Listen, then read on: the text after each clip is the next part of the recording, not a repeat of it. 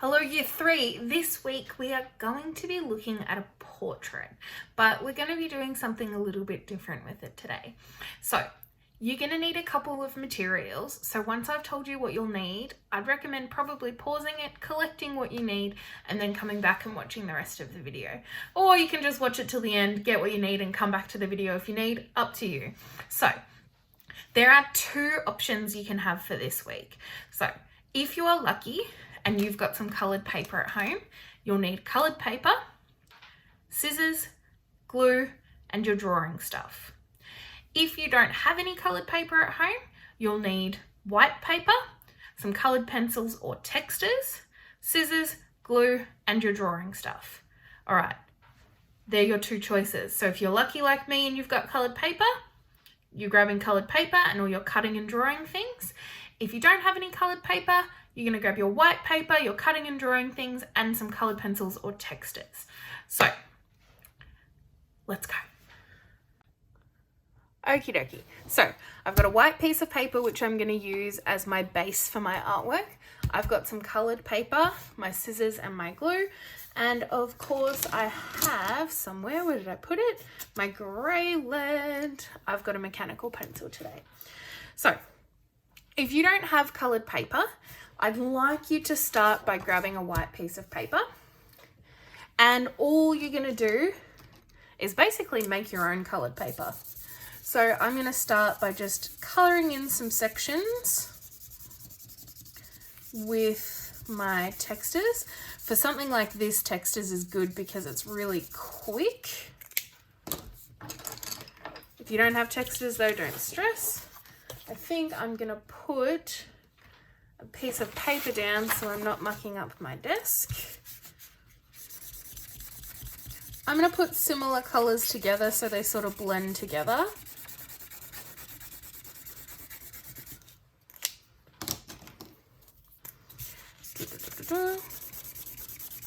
You should only need one piece of colour, like if you don't have coloured paper, you should only need one piece like this to get you started, because we're going to do some collaging and some cutting and pasting today.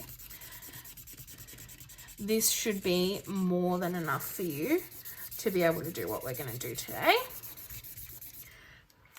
And then you can save the rest for something else. I like to pop things like this in my scrap paper box because I do actually like to come back and use them sometimes.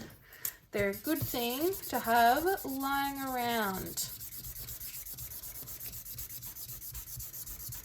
when you're trying to be creative. All right, so you should have either your colored paper or a nice piece of paper like this that's nice and colorful that we can start cutting from. In a moment, I'm so close to being done. I'm gonna grab a dark blue and a purple, and I think I'm going to be done.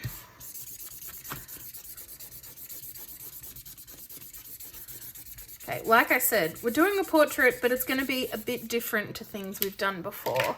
So bear with me while I do all this strange stuff. Okay, I've got my nice coloured sheet of paper now. It doesn't have to be perfect. Mine's definitely not. Now I can get rid of this. All right, so I've got a lot of junk on my table today. We're going to do a portrait, so we're going to start with our piece of paper portrait. You can do it landscape, it's just that a head fits better this way. That's why we call it portrait. Portraits are usually done portrait, and pictures of nature, which we call landscapes, are usually done this way. So we're going to do portrait. And then basically what you're going to start with is you're going to cut either your coloured paper or the coloured paper you made yourself into a whole bunch of random shapes, and you're going to stick them down on your nice white piece of paper. I'm going to get started on that, but I'm going to zoom it and make it really quick so you can watch me do it, but you don't have to hear me talk. All right, let's go.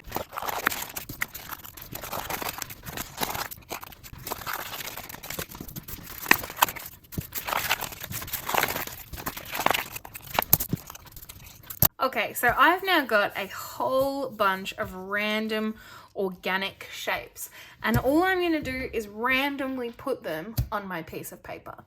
I've decided I don't want any of my shapes to touch. I want lots of nice white gaps in between them.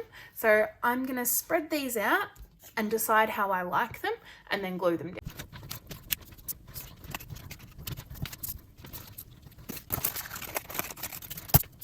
Okay, I've arranged my shapes and I'm happy with where they all are. I've got some dangling off, but that's okay for now because what I'm going to do is once I've glued them, I'm going to trim them. I also did decide while I was doing this that I wanted a couple more shapes, so I cut some more while I was doing that. All right, let's glue.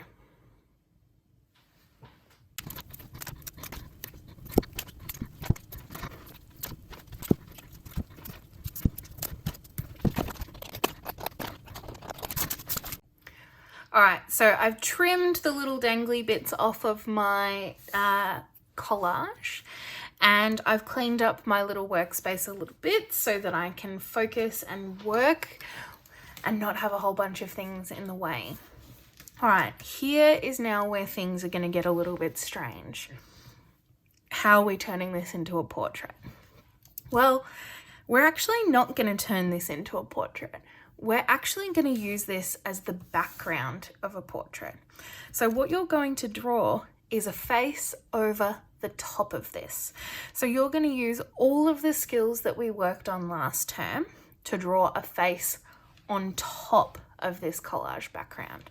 So just like we did last term, you would start with your head, and I'm going to draw quite lightly, but still try and make it dark enough so that I can see all my lines over the colored paper. So this is a new level of challenging that we haven't had to deal with before. So I'm going to start with my head just like we normally do, and then I'm going to very lightly do the grid halfway and halfway and halfway here. Just the exact same skills that we've done last term, sorry. Then I'm going to start my eyes. I'm basically ignoring the colored paper and just drawing a portrait like I normally would. It just means that it's going to have a more interesting background. Doing my eyes. And I'm just going to keep drawing my face exactly like I would even if the colored paper wasn't there. I'm going to keep going and I'm going to speed it up.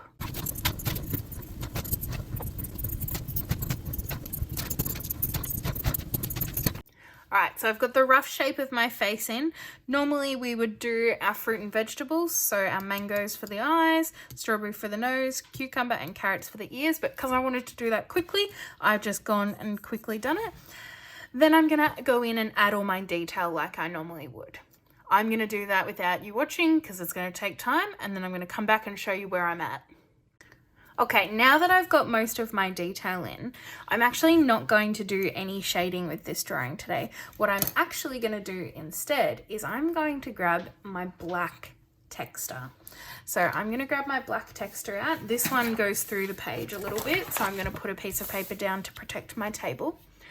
And instead of shading, I'm actually going to go over all my lines with the black texture so that it really stands out against this brightly colored background. So it's just going to be outlines.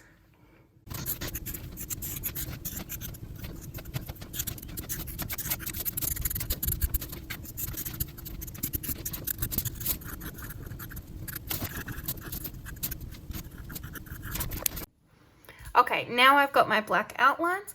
All I'm going to do now is grab my rubber. I've made a big mess today doing this. And very gently rub out my grey lead lines.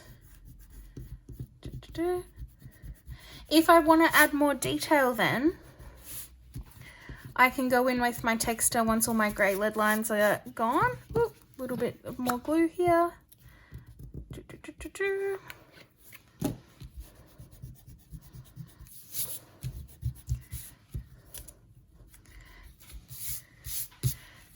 A little bit more glue there.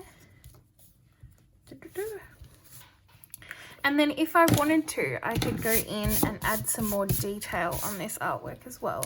So if I wanted to try and add in a little bit more around here, bit of a line for her nose, maybe some more shading around her hair just so that her ears stand out a bit more.